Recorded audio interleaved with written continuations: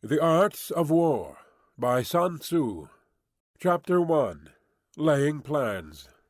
The art of war is of vital importance to the state. It is a matter of life and death, a road either to safety or to ruin. Hence it is a subject of inquiry which can on no account be neglected. The art of war, then, is governed by 5 constant factors, to be taken into account in one's deliberations when seeking to determine the conditions obtaining in the field. These are the moral law, heaven, earth, the commander, method, and discipline. The moral law causes the people to be in complete accord with their ruler, so that they will follow him, regardless of their lives, undismayed by any danger. Heaven signifies night and day, cold and heat, times and seasons. Earth comprises distances, great and small, danger and security, open ground and narrow passes, the chances of life and death. The commander stands for the virtues of wisdom, sincerity, benevolence, courage, and strictness. Method and discipline are to be understood the marshalling of the army in its proper subdivisions, the graduations of rank among the officers, the maintenance of roads by which supplies may reach the army, and the control of military expenditure. These 5 heads should be familiar to every general.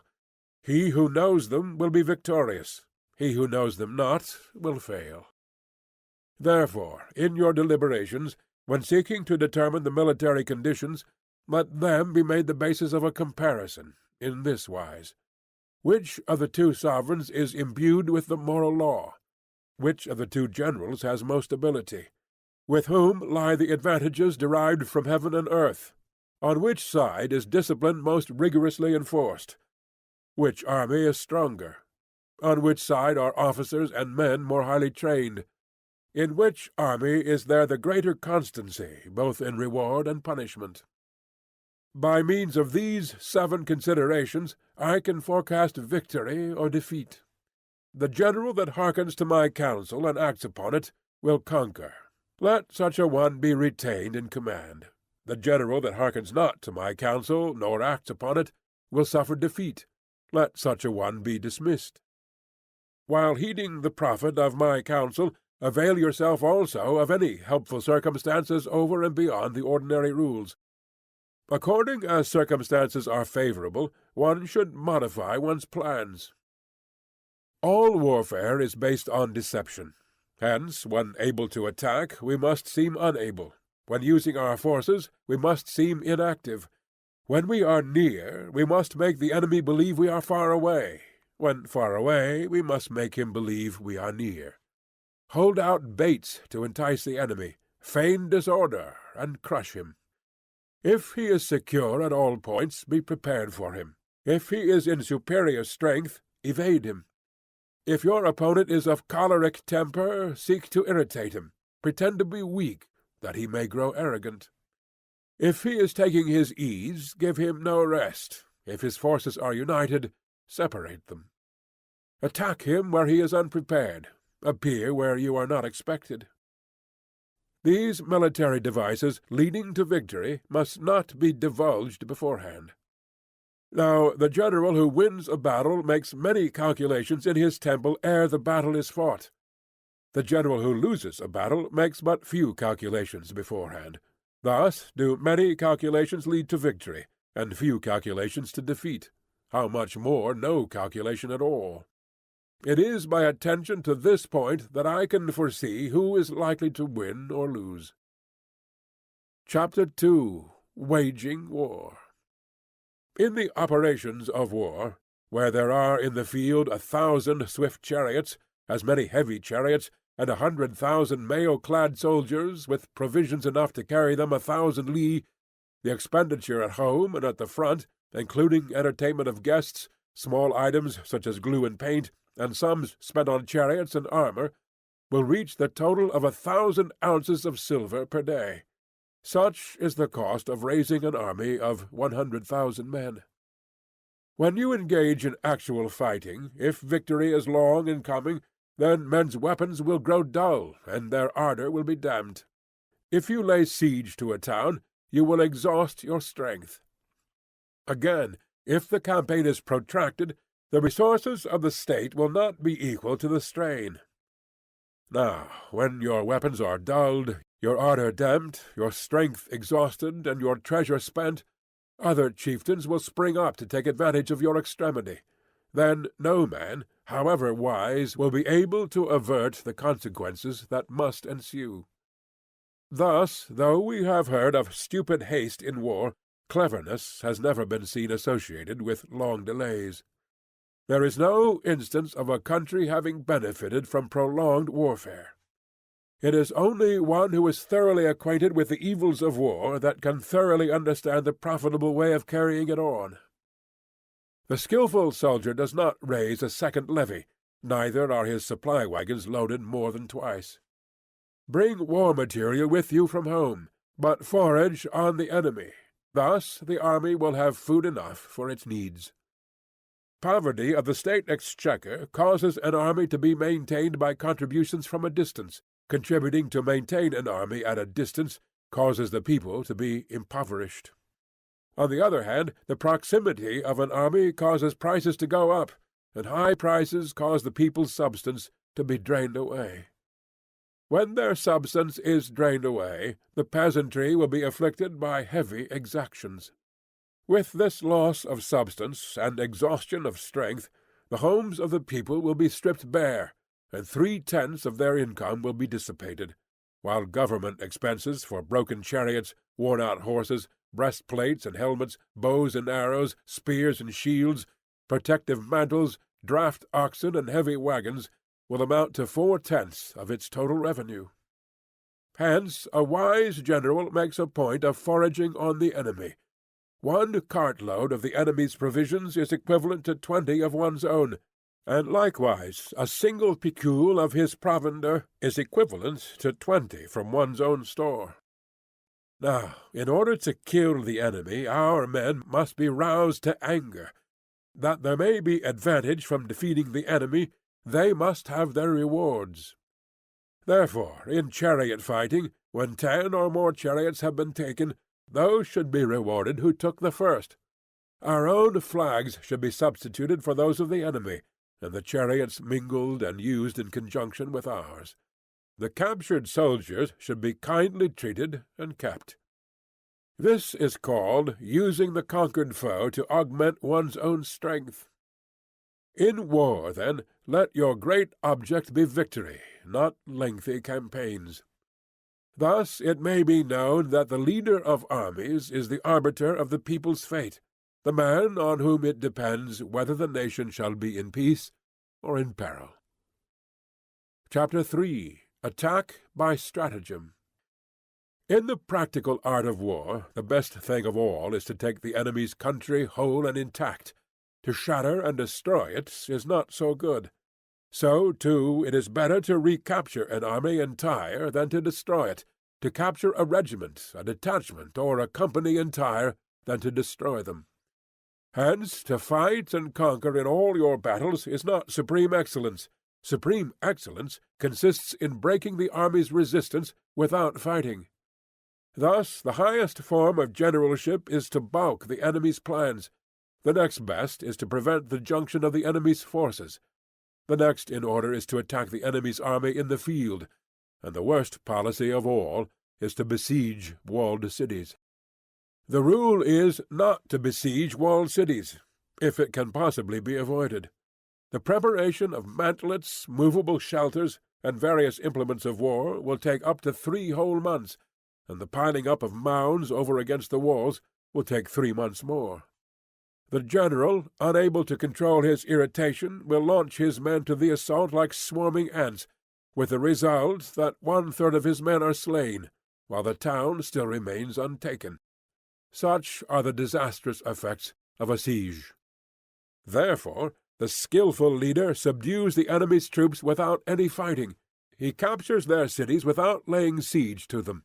He overthrows their kingdom without lengthy operations in the field. With his forces intact, he will dispute the mastery of the empire, and thus, without losing a man, his triumph will be complete. This is the method of attacking by stratagem. It is the rule in war, if our forces are 10 to the enemy's 1, to surround him; if 5 to 1, to attack him; if twice as numerous, to divide our army into 2. If equally matched, we can offer battle; if slightly inferior in numbers, we can avoid the enemy; if quite unequal in every way, we can flee from him.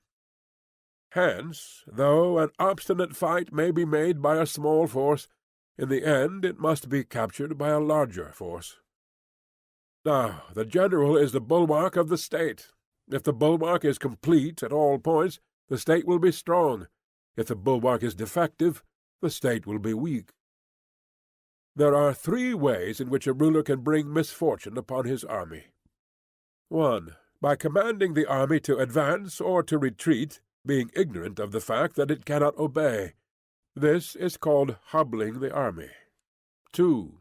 By attempting to govern an army in the same way as he administers a kingdom, being ignorant of the conditions which obtain in an army.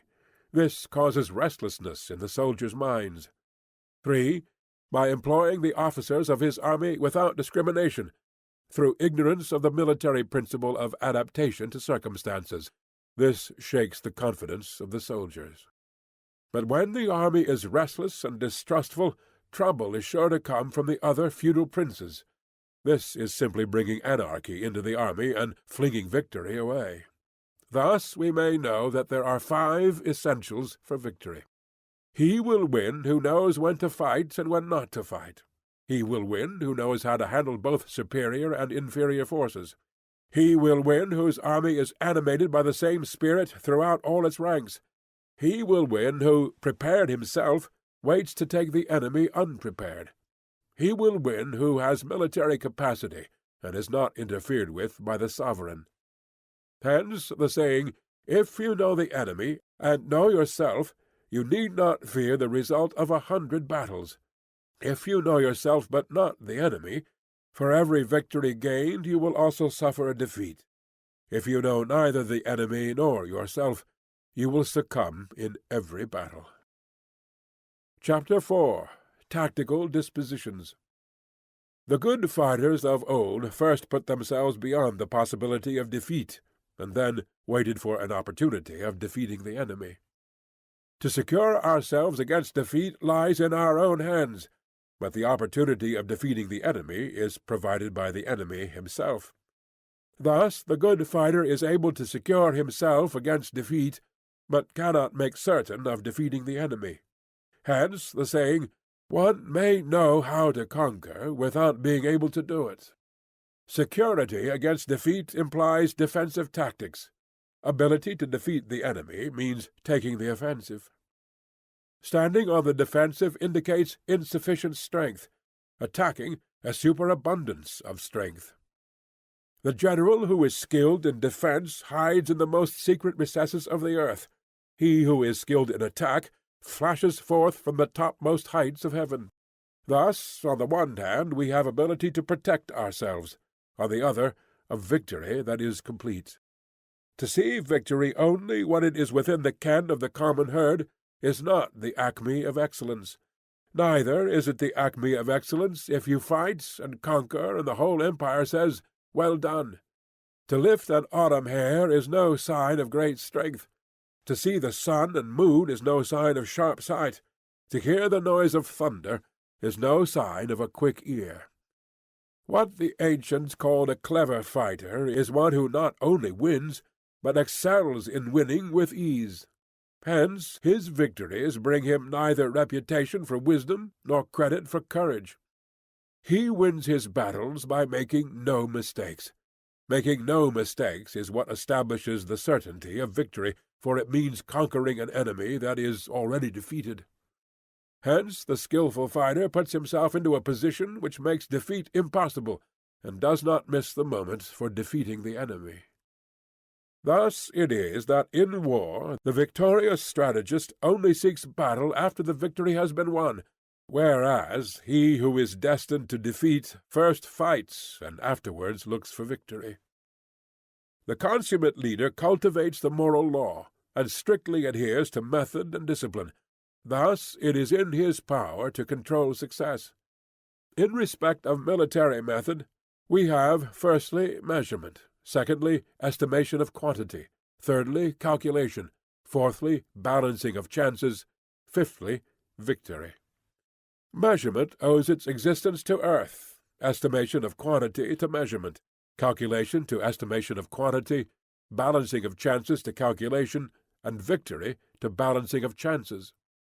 A victorious army opposed to a routed one is as a pound's weight placed in the scale against a single grain.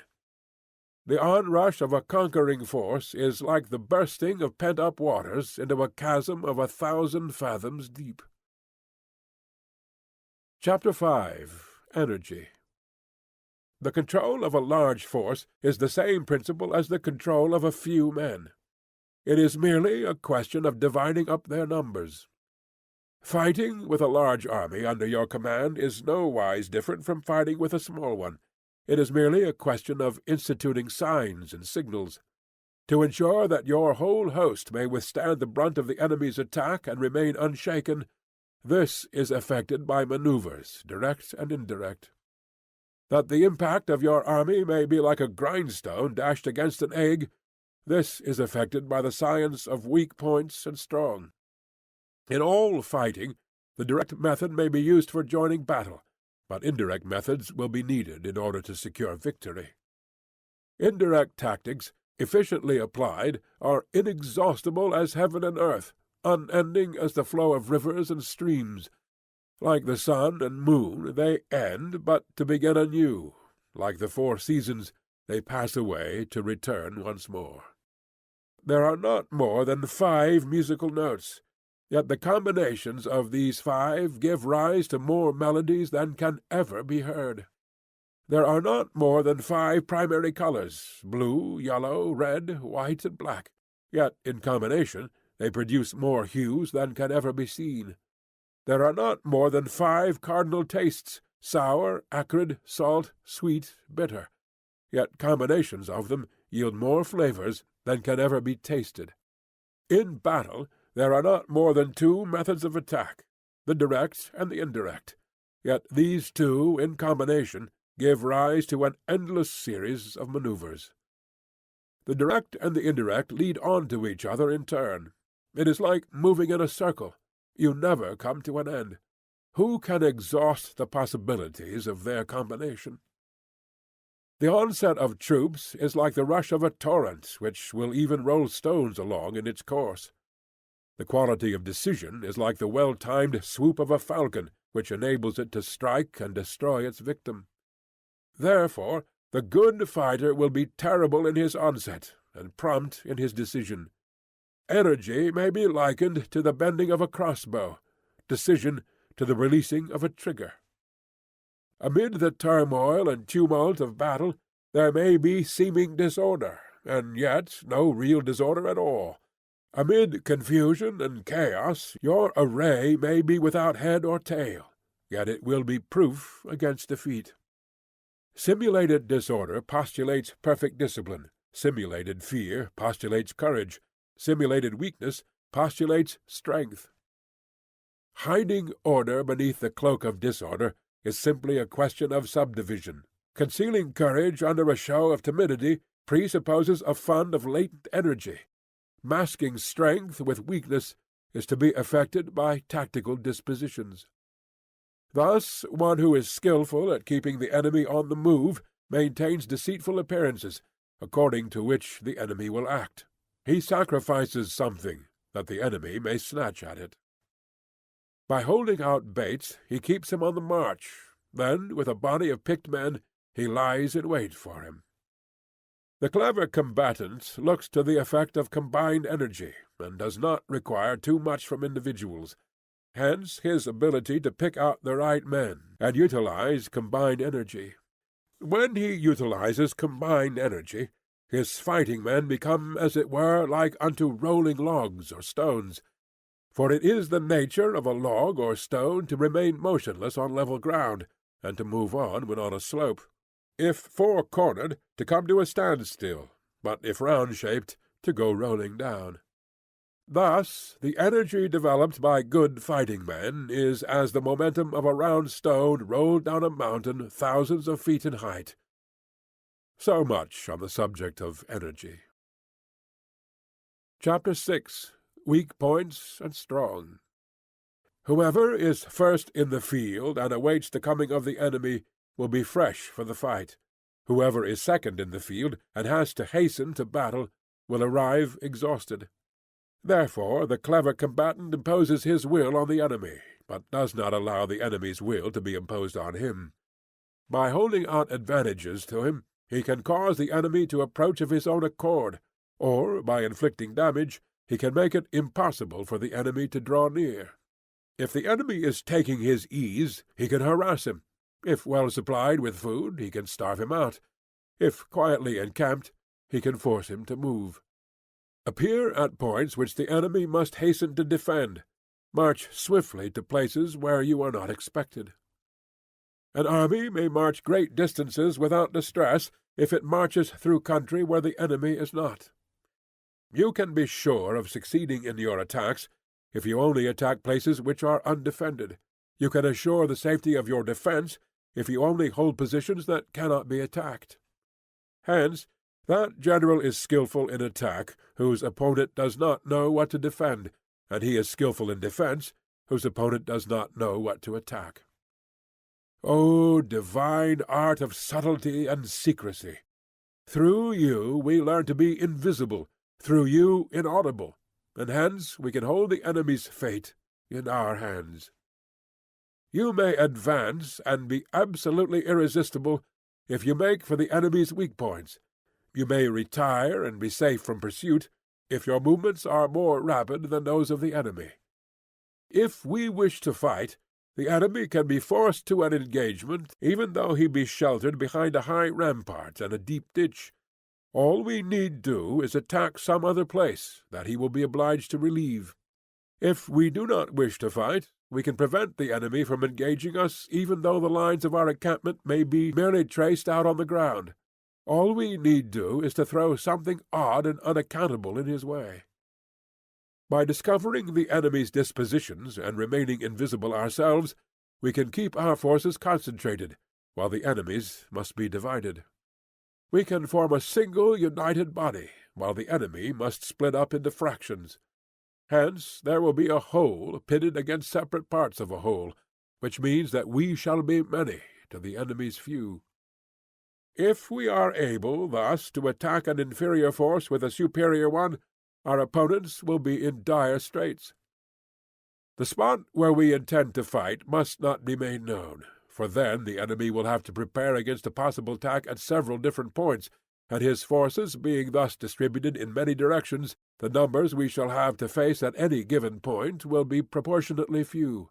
For should the enemy strengthen his van, he will weaken his rear. Should he strengthen his rear, he will weaken his van. Should he strengthen his left, he will weaken his right. Should he strengthen his right, he will weaken his left. If he sends reinforcements everywhere, he will everywhere be weak. Numerical weakness comes from having to prepare against possible attacks. Numerical strength from compelling our adversary to make these preparations against us. Knowing the place and the time of the coming battle, we may concentrate from the greatest distances in order to fight. But if neither time nor place be known, then the left wing will be impotent to succour the right equally impotent to succour the left, the van unable to relieve the rear, or the rear to support the van. How much more so if the furthest portions of the army are anything under 100 li apart, and even the nearest are separated by several li. Though, according to my estimate, the soldiers of Yue exceed our own in number, that shall advantage them nothing in the matter of victory. I say, then, that victory can be achieved. Though the enemy be stronger in numbers, we may prevent him from fighting, scheme so as to discover his plans and the likelihood of their success, rouse him and learn the principle of his activity or inactivity, force him to reveal himself, so as to find out his vulnerable spots. Carefully compare the opposing army with your own, so that you may know where strength is superabundant and where it is deficient. In making tactical dispositions, the highest pitch you can attain is to conceal them. Conceal your dispositions, and you will be safe from the prying of the subtlest spies, from the machinations of the wisest brains. How victory may be produced for them out of the enemy's own tactics, that is what the multitude cannot comprehend. All men can see the tactics whereby I conquer, but what none can see is the strategy out of which victory is evolved. Do not repeat the tactics which have gained you one victory, but let your methods be regulated by the infinite variety of circumstances. Military tactics are like unto water, for water in its natural course runs away from high places and hastens downwards. So in war, the way is to avoid what is strong, and to strike at what is weak. Water shapes its course according to the nature of the ground over which it flows. The soldier works out his victory in relation to the foe whom he is facing. Therefore, just as water retains no constant shape, so in warfare there are no constant conditions. He who can modify his tactics in relation to his opponent, and thereby succeed in winning, may be called a heaven-born captain. The 5 elements, water, fire, wood, metal, earth, are not always equally predominant. The 4 seasons make way for each other in turn. There are short days and long. The moon has its periods of waning and waxing. Chapter 7. Maneuvering. In war, the general receives his commands from the sovereign. Having collected an army and concentrated his forces, he must blend and harmonize the different elements thereof before pitching his camp. After that comes tactical manoeuvring, than which there is nothing more difficult. The difficulty of tactical manoeuvring consists in turning the devious into the direct, and the misfortune into gain. Thus, to take a long and circuitous route, after enticing the enemy out of the way, and those starting after him, to contrive to reach the goal before him, shows knowledge of the artifice of deviation. Manoeuvring with an army is advantageous, with an undisciplined multitude most dangerous. If you set a fully equipped army in march in order to snatch an advantage, the chances are that you will be too late. On the other hand, to detach a flying column for the purpose involves the sacrifice of its baggage and stores. Thus, if you order your men to roll up their buff coats and make forced marches without halting day or night, covering double the usual distance at a stretch, doing 100 li in order to wrest an advantage, the leaders of all your 3 divisions will fall into the hands of the enemy. The stronger men will be in front, the jaded ones will fall behind, and on this plan only 1/10 of your army will reach its destination. If you march 50 li in order to outmaneuver the enemy, you will lose the leader of your first division, and only half your force will reach the goal. If you march 30 li with the same object, 2/3 of your army will arrive. We may take it, then, that an army without its baggage train is lost. Without provisions it is lost. Without basis of supply it is lost. We cannot enter into alliances until we are acquainted with the designs of our neighbours. We are not fit to lead an army on the march unless we are familiar with the face of the country, its mountains and forests, its pitfalls and precipices, its marshes and swamps. We shall be unable to turn natural advantage to account unless we make use of local guides. In war, practice dissimulation, and you will succeed. Whether to concentrate or to divide your troops must be decided by circumstances. Let your rapidity be that of the wind, your compactness that of the forest. In raiding and plundering be like fire, in immovability like a mountain.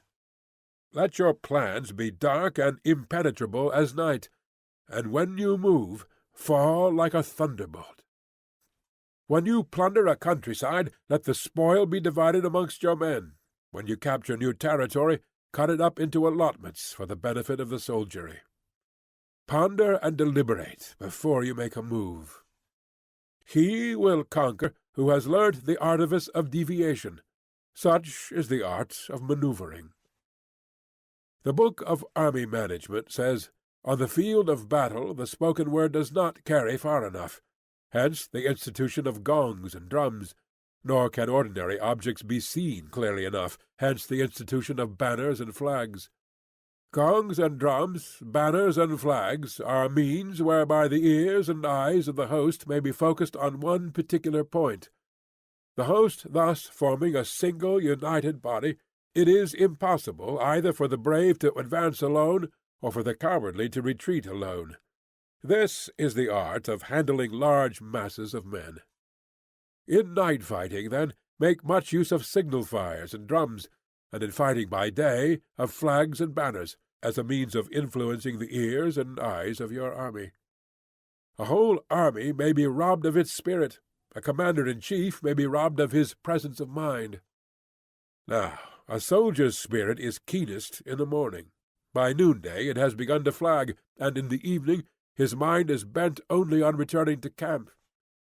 A clever general, therefore, avoids an army when its spirit is keen, but attacks it when it is sluggish and inclined to return.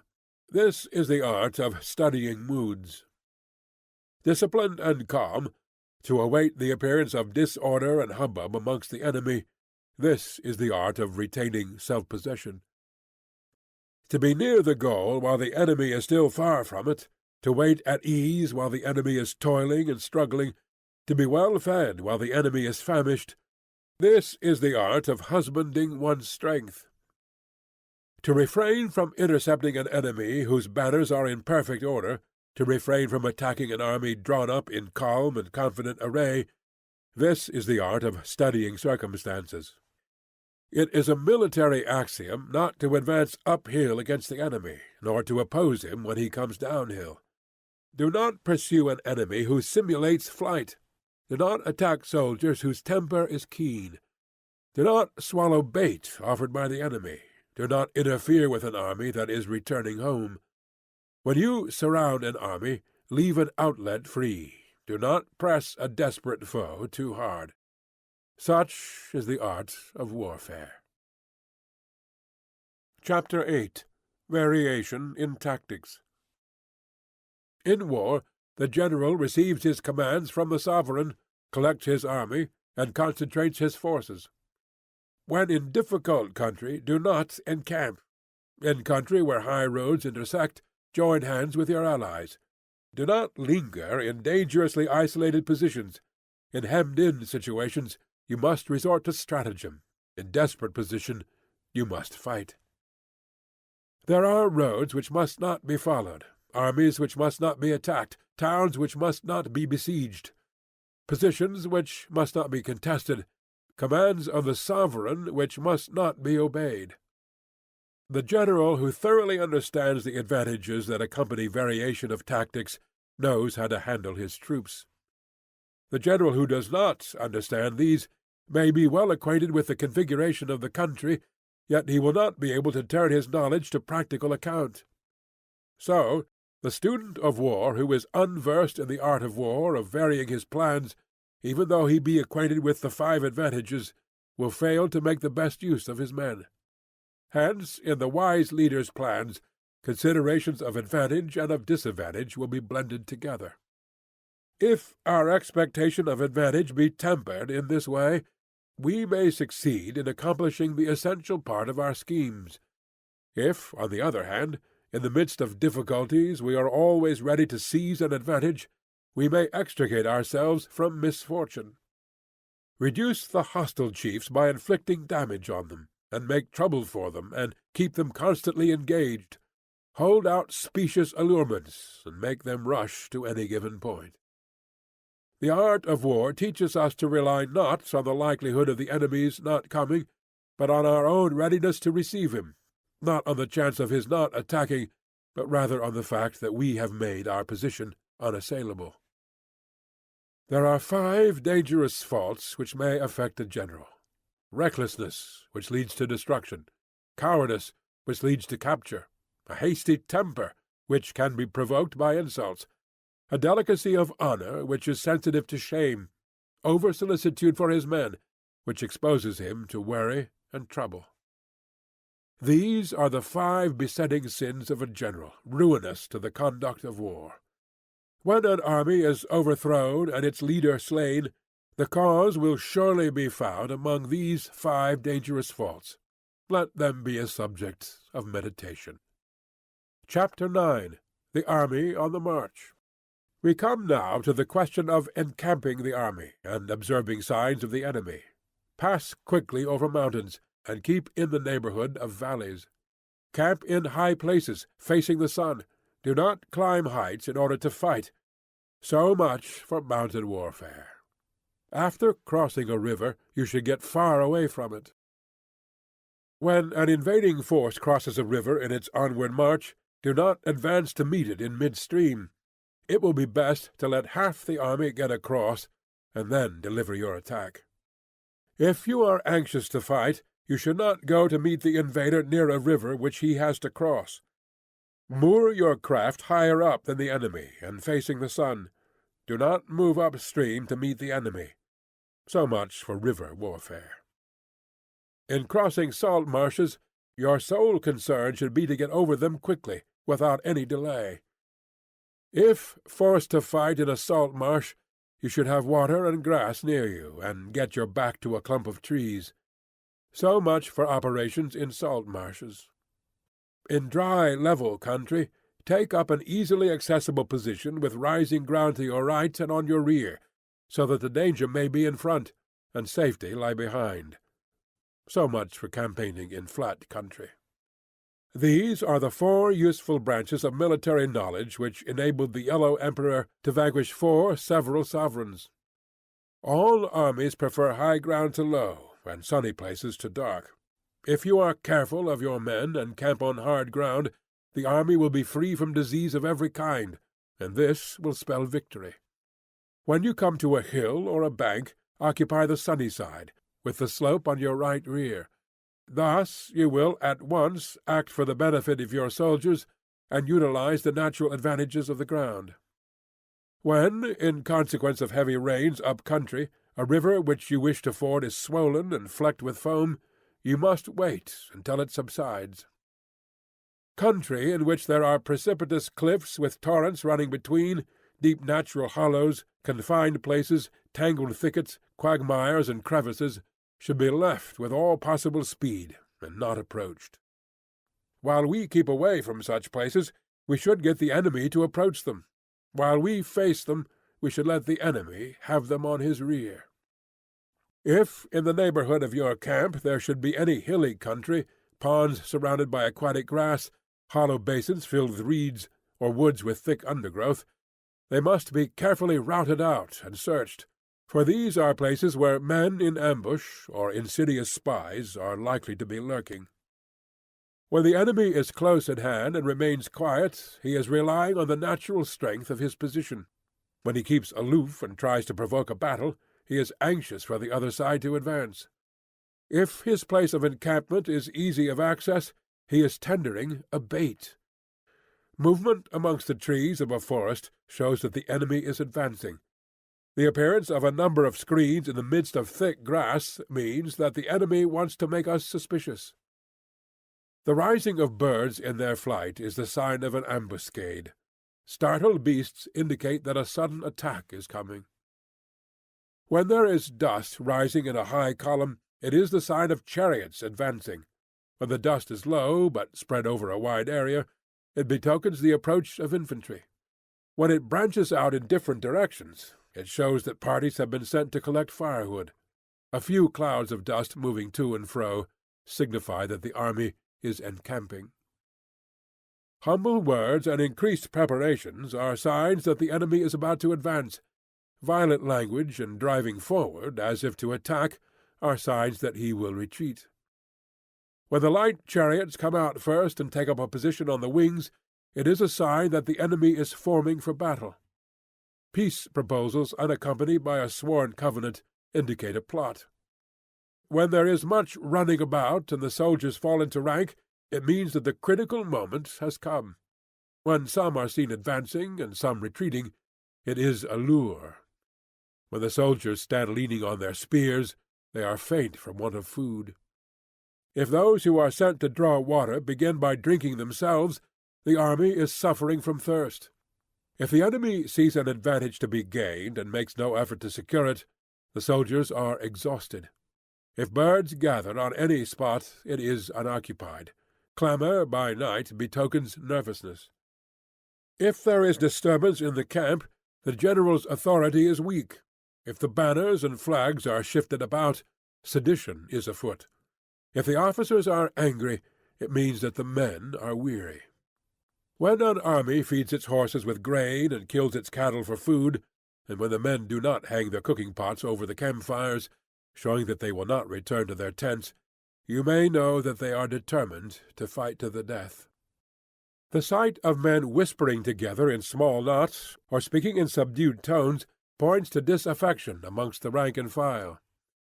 Too frequent rewards signify that the enemy is at the end of his resources. Too many punishments betray a condition of dire distress. To begin by bluster, but afterwards to take fright at the enemy's numbers, shows a supreme lack of intelligence. When envoys are sent with compliments in their mouths, it is a sign that the enemy wishes for a truce. If the enemy's troops march up angrily and remain facing ours for a long time without either joining battle or taking themselves off again, the situation is one that demands great vigilance and circumspection. If our troops are no more in number than the enemy, that is amply sufficient. It only means that no direct attack can be made. What we can do is simply to concentrate all our available strength, keep a close watch on the enemy, and obtain reinforcements. He who exercises no forethought, but makes light of his opponents, is sure to be captured by them. If soldiers are punished before they have grown attached to you, they will not prove submissive, and unless submissive, they will be practically useless. If, when the soldiers have become attached to you, punishments are not enforced, they will still be useless. Therefore, soldiers must be treated in the first instance with humanity, but kept under control by means of iron discipline. This is a certain road to victory. If, in training soldiers, commands are habitually enforced, the army will be well disciplined. If not, its discipline will be bad. If a general shows confidence in his men, but always insists on his orders being obeyed, the gain will be mutual. Chapter 10. Terrain.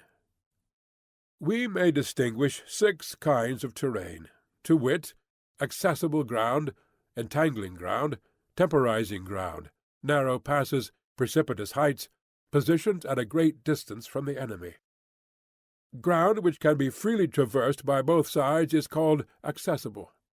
With regard to ground of this nature, be before the enemy in occupying the raised and sunny spots, and carefully guard your line of supplies. Then you will be able to fight with advantage. Ground which can be abandoned but is hard to reoccupy is called entangling. From a position of this sort, if the enemy is unprepared, you may sally forth and defeat him. But if the enemy is prepared for your coming, and you fail to defeat him, then, return being impossible, disaster will ensue. When the position is such that neither side will gain by making the first move, it is called temporizing ground. In a position of this sort, even though the enemy should offer us an attractive bait, it will be advisable not to stir forth, but rather to retreat, thus enticing the enemy in his turn. Then, when part of his army has come out, we may deliver our attack with advantage. With regard to narrow passes, if you can occupy them first, let them be strongly garrisoned and await the advent of the enemy. Should the army forestall you in occupying a pass, do not go after him if the pass is fully garrisoned, but only if it is weakly garrisoned. With regard to precipitous heights, if you are beforehand with your adversary, you should occupy the raised and sunny spots, and there wait for him to come up. If the enemy has occupied them before you, do not follow him, but retreat and try to entice him away. If you are situated at a great distance from the enemy, and the strength of the two armies is equal, it is not easy to provoke a battle, and fighting will be to your disadvantage. These 6 are the principles connected with earth. The general who has attained a responsible post must be careful to study them. Now, the army is exposed to 6 several calamities, not arising from natural causes, but from faults for which the general is responsible. These are flight, insubordination, collapse, ruin, disorganization, rout. Other conditions being equal, if one force is hurled against another 10 times its size, the result will be the flight of the former. When the common soldiers are too strong and their officers too weak, the result is insubordination. When the officers are too strong and the common soldiers too weak, the result is collapse. When the higher officers are angry and insubordinate, and on meeting the enemy give battle on their own account from a feeling of resentment, before the commander-in-chief can tell whether or not he is in a position to fight, the result is ruin. When the general is weak and without authority, when his orders are not clear and distinct, when there are no fixed duties assigned to officers and men, and the ranks are formed in a slovenly, haphazard manner, the result is utter disorganization. When a general, unable to estimate the enemy's strength, allows an inferior force to engage a larger one, or hurls a weak detachment against a powerful one, and neglects to place picked soldiers in the front rank, the result must be rout.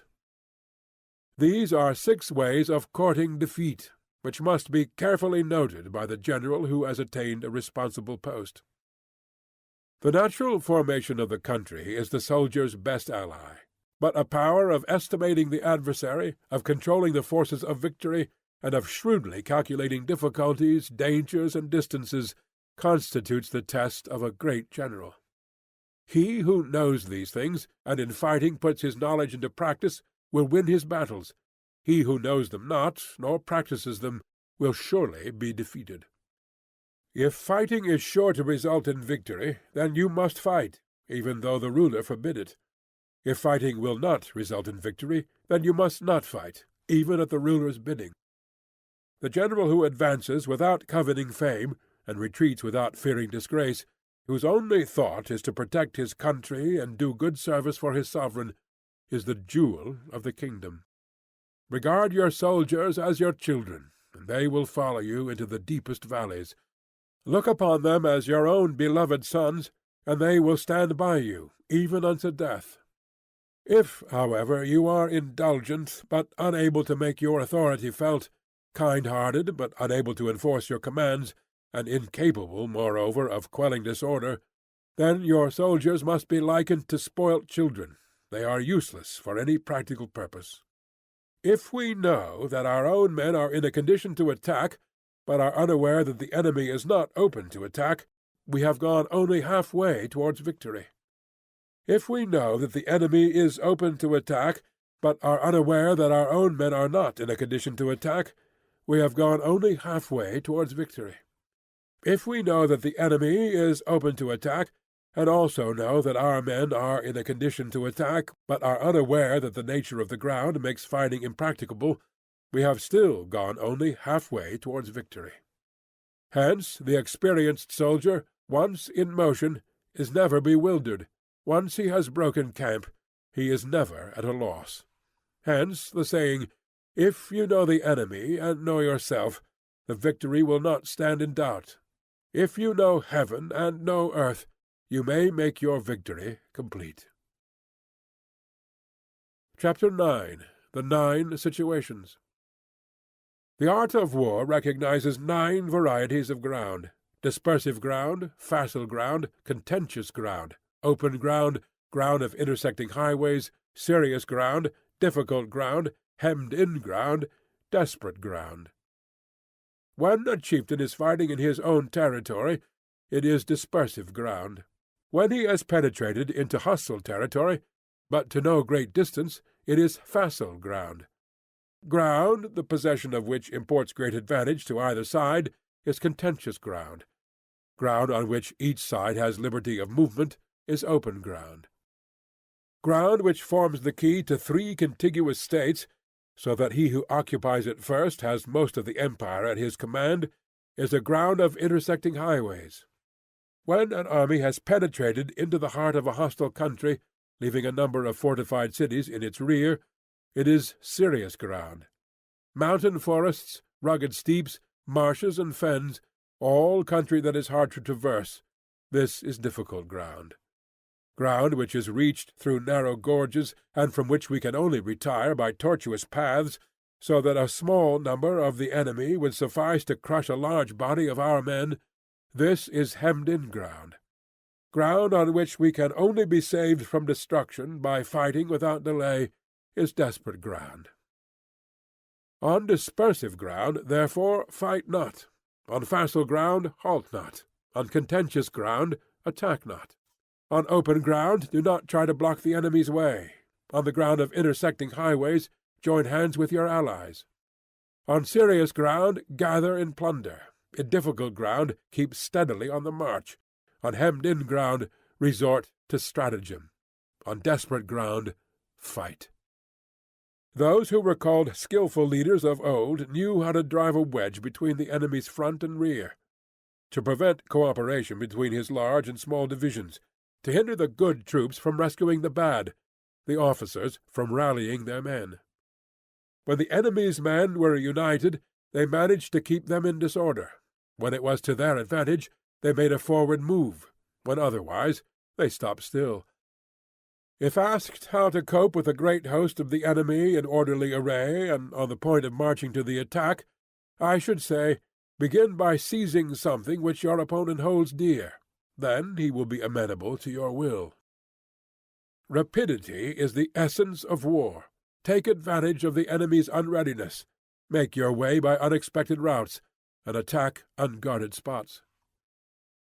The following are the principles to be observed by an invading force. The further you penetrate into a country, the greater will be the solidarity of your troops, and thus the defenders will not prevail against you. Make forays into fertile country, in order to supply your army with food. Carefully study the well-being of your men, and do not overtax them. Concentrate your energy and hoard your strength.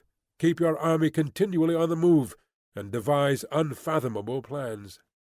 Throw your soldiers into positions whence there is no escape, and they will prefer death to flight. If they will face death, there is nothing they may not achieve. Officers and men alike will put forth their uttermost strength.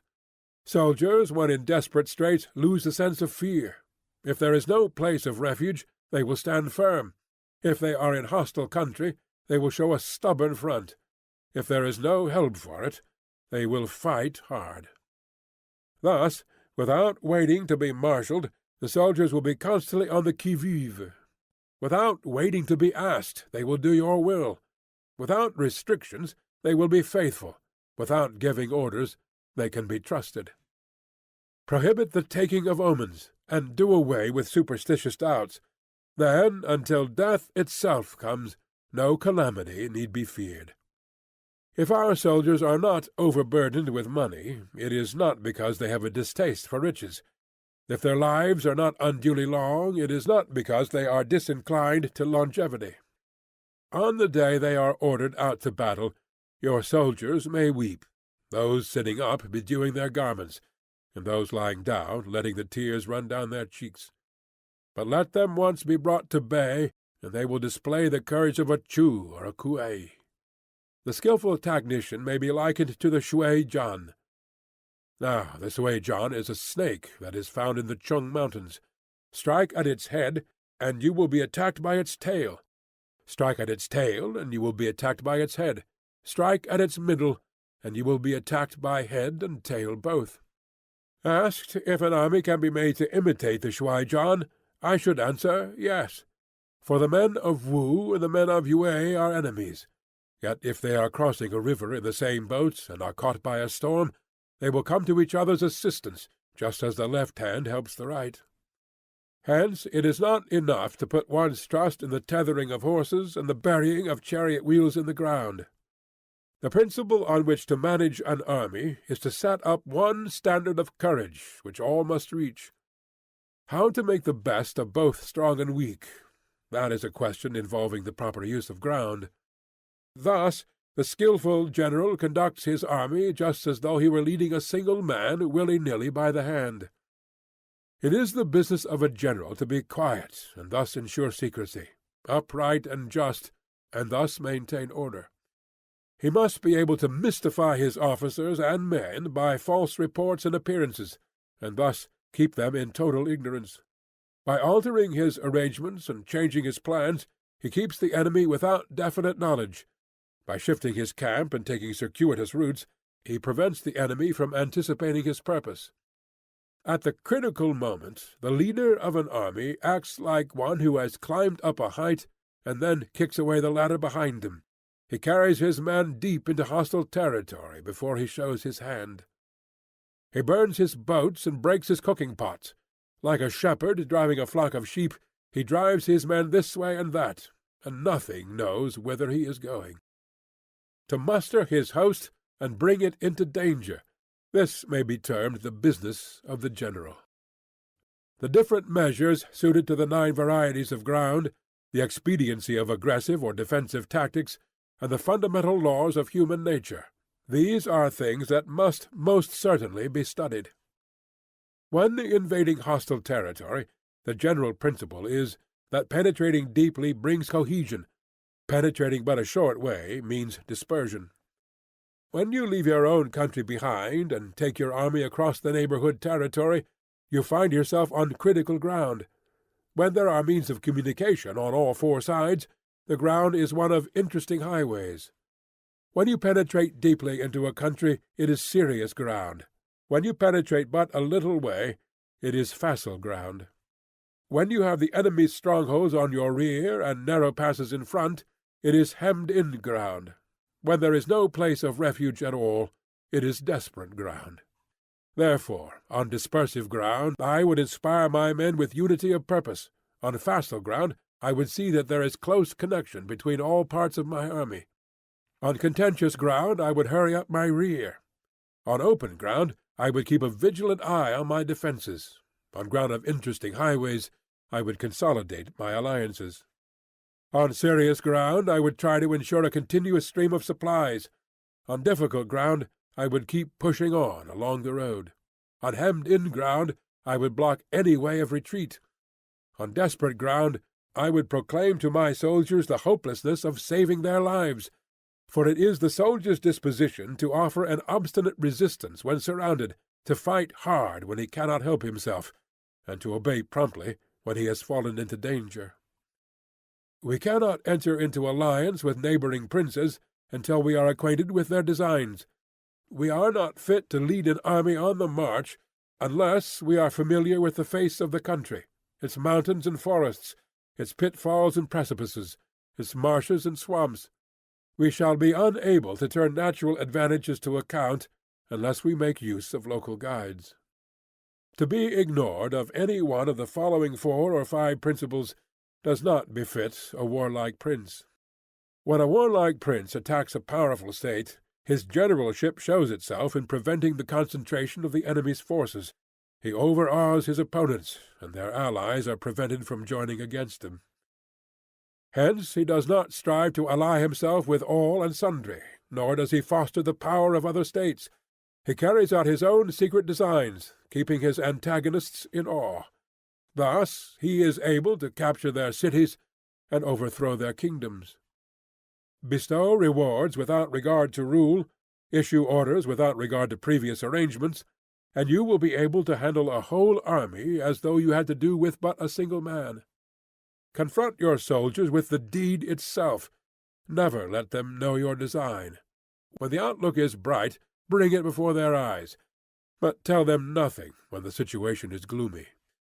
Place your army in deadly peril, and it will survive. Plunge it into desperate straits, and it will come off in safety. For it is precisely when a force has fallen into harm's way that it is capable of striking a blow for victory. Success in warfare is gained by carefully accommodating ourselves to the enemy's purpose. By persistently hanging on the enemy's flank, we shall succeed in the long run in killing the commander-in-chief. This is called ability to accomplish a thing by sheer cunning. On the day that you take up your command, block the frontier passes, destroy the official tallies, and stop the passage of all emissaries. Be stern in the council chamber, so that you may control the situation. If the enemy leaves a door open, you must rush in. Forestall your opponent by seizing what he holds dear, and subtly contrive to time his arrival on the ground. Walk in the path defined by rule, and accommodate yourself to the enemy until you can fight a decisive battle. At first, then, exhibit the coyness of a maiden, until the enemy gives you an opening. Afterwards, emulate the rapidity of a running hare, and it will be too late for the enemy to oppose you. Chapter 12. The Attack by Fire. There are 5 ways of attacking with fire. The first is to burn soldiers in their camp. The second is to burn stores. The third is to burn baggage trains. The fourth is to burn arsenals and magazines. The fifth is to hurl dropping fire amongst the enemy. In order to carry out an attack, we must have means available. The material for raising fire should always be kept in readiness. There is a proper season for making attacks with fire, and special days for starting a conflagration. The proper season is when the weather is very dry. The special days are those when the moon is in the constellations of the sieve, the wall, the ring, or the crossbar, for these 4 are all days of rising wind. In attacking with fire, one should be prepared to meet 5 possible developments. When fire breaks out inside the enemy's camp, respond at once with an attack from without. If there is an outbreak of fire, but the enemy's soldiers remain quiet, bide your time and do not attack. When the force of the flames has reached its height, follow it up with an attack, if that is practicable. If not, stay where you are. If it is possible to make an assault with fire from without, do not wait for it to break out within, but deliver your attack at a favorable moment. When you start a fire, be to windward of it. Do not attack from the leeward. A wind that rises in the daytime lasts long, but a night breeze soon falls. In every army, the 5 developments connected with fire must be known, the movements of the stars calculated, and a watch kept for the proper days. Hence, those who use fire as an aid to the attack show intelligence. Those who use water as an aid to the attack gain an accession of strength. By means of water, an enemy may be intercepted, but not robbed of all his belongings.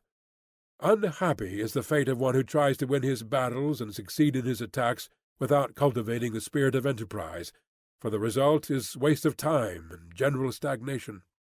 Hence the saying, "The enlightened ruler lays his plans well ahead. The good general cultivates his resources." Move not unless you see an advantage. Use not your troops unless there is something to be gained. Fight not unless the position is critical. No ruler should put troops into the field merely to gratify his own spleen. No general should fight a battle simply out of pique. If it is to your advantage, make a forward move. If not, stay where you are. Anger may in time change to gladness. Vexation may be succeeded by content. But a kingdom that has once been destroyed can never come again into being, nor can the dead ever be brought back to life. Hence the enlightened ruler is heedful, and the good general full of caution.